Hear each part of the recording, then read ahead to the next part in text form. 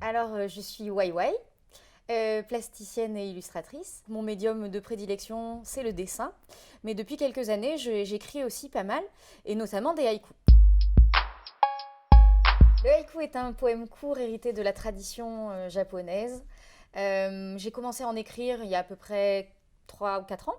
Ce que j'aime dans le haïku, c'est évidemment son rapport au quotidien, mais aussi la façon dont il se construit, qui est très similaire de la façon dont je construis mes dessins. Dans ma façon de travailler, je suis très spontanée et j'observe tout ce qui m'entoure. Donc j'ai souvent une grande phase de collecte avant de créer une image. Je vais passer beaucoup de temps à observer et à dessiner tout ce qui me passe par la tête. C'est assez frénétique. Eh bien, dans le haïku, c'est un petit peu de la même manière qu'on procède, c'est-à-dire qu'on va s'accrocher vraiment aux petits détails du quotidien. C'est vraiment ça, le haïku, c'est un art du détail, hein, de se mettre comme ça à regarder ce qui nous entoure et de prendre le temps. Souvent, on ne prend pas le temps de regarder même l'intérieur de sa maison ou son frigo, sa cuisine, peu importe, mais voilà, et de s'attacher aux détails. C'est vraiment un art de l'instantané, c'est-à-dire qu'un haïku, à sa lecture, c'est très très court, donc ça fait que 3 vers, mais à sa lecture, des images mentales naissent vraiment comme si on regardait un petit Polaroid en fait. C'est vraiment l'idée d'avoir comme ça une capture d'un instant et de pouvoir se l'imaginer juste avec quelques mots. Dans le haïku, l'idée c'est vraiment d'aller à l'essentiel et de ne pas chercher à faire beau, de ne pas chercher des tournures de langage trop compliquées. C'est vraiment la différence entre la poésie occidentale et la poésie orientale. C'est que là on est plus dans la recherche du réel et du mot juste plutôt que du mot beau.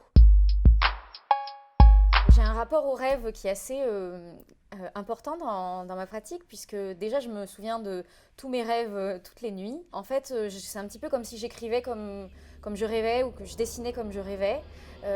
Pour moi, le quotidien est très important dans mes images, mais j'ai toujours besoin d'introduire un élément fantastique pour retourner le réel, pour lui donner un regard nouveau. Et c'est aussi ça qu'on essaye de faire avec le haïku, c'est que souvent dans un haïku, il y a 2 images qui se confrontent, qui sont mélangées, et c'est cette rencontre qui est particulière. Le haïku possède une structure qui est toujours la même et qui est très simple. Il s'agit en fait d'un poème de 3 lignes ou 3 vers. La première ligne fait 5 syllabes, la deuxième fait 7 syllabes, et la troisième 5 syllabes. Prenez 10 minutes là où vous êtes, avec une feuille et un stylo.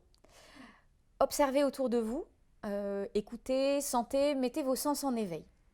Vous êtes là, vous êtes des yeux grands ouverts, et puis vous prenez tout ce qui vient. Vous notez tout ça de manière assez frénétique, vous faites des listes. Il y a une chose qui est importante aussi, c'est de noter des éléments dans votre liste qui se rapportent au moment présent. Ça peut être l'heure de la journée, mais ça peut être aussi le temps qu'il fait, le moment, si on est à l'heure du goûter, si on est plutôt le matin. L'idée, c'est de tenter de réunir 2 éléments de votre liste pour créer votre haïku. Donc vous prenez vos 2 petites lignes, alors des fois elles sont plus longues, hein, et l'idée c'est que ces 2 lignes vont se rejoindre pour former un poème de 5 syllabes pour la première ligne, 7 syllabes pour la deuxième, et enfin 5 pour la suivante. Évidemment, ça ne va pas forcément tomber juste du premier coup, mais ça, c'est pas trop grave. Vous remaniez les vers, les syllabes, etc.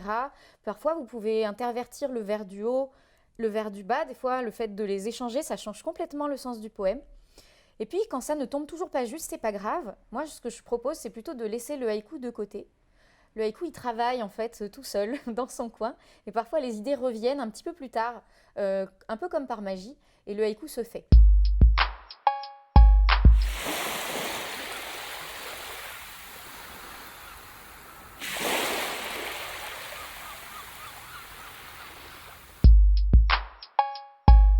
Les haïkus que vous allez écrire lors de ces ateliers, ils ne vont pas servir à rien, ils vont évidemment faire partie d'un projet un petit peu plus grand, puisqu'ils vont être présentés lors d'une exposition et accompagner un travail que je vais réaliser avec l'atelier Musée du Verre de Trélon.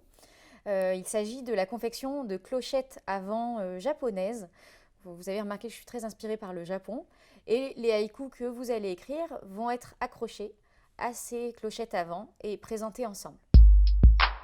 Je remercie Perluette de m'avoir invitée à travailler autour de ce projet, ainsi que la médiathèque départementale du Nord. Maintenant, c'est à vous de prendre votre crayon, votre stylo, votre plume. Bon courage à vous, belle expérience du haïku, et puis j'ai hâte de lire vos poèmes.